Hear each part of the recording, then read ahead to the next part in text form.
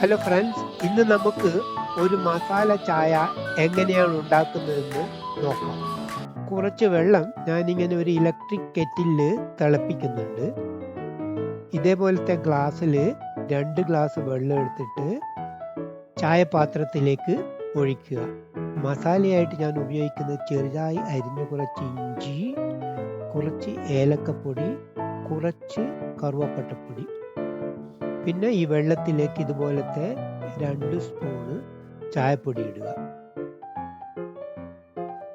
ഈ മസാലകളൊക്കെ അതിലേക്ക് ചേർക്കുക.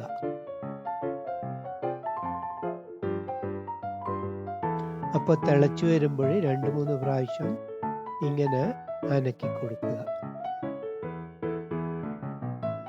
അതിലേക്ക് നമുക്ക് ആവശ്യത്തിനുള്ള പാലൊഴിക്കുക. 1/2 ഗ്ലാസ് പാലാണ് ഞാൻ ഒഴിച്ചിട്ടുള്ളത്.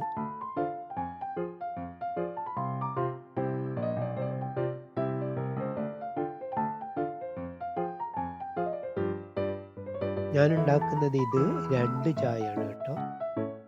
ഇത് ഇനി നല്ലവണ്ണം തിളക്കാൻ വേണ്ടിയിട്ട് വെയിറ്റ് ചെയ്യുക.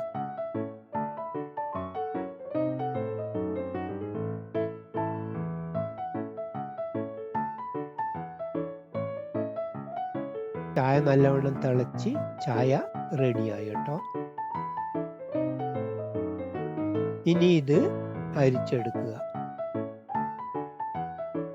എല്ലാവരും ഇതുപോലെ മസാല ചായ ഉണ്ടാക്കി ട്രൈ ചെയ്യണേ. Thanks for watching.